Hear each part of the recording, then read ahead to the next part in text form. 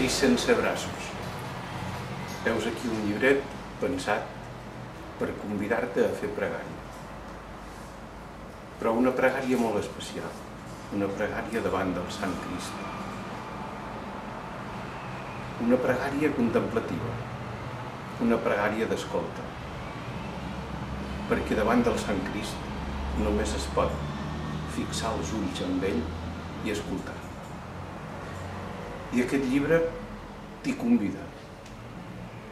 Són unes reflexions tretes de contemplar la imatge d'un Sant Crist molt especial, d'un Sant Crist que no té braços, d'un Sant Crist on hi ha una inscripció que diu «No tinc cap altre braç ni mans que els teus». I aquesta inscripció em va fer pensar en tots aquells que caminen per la vida assedegats, cercant,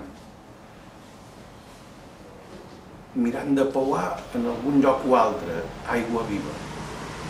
Doncs els convido a que s'asseguin davant del Sant Crist. No cal que diguin res, només contemplar-lo i escoltar.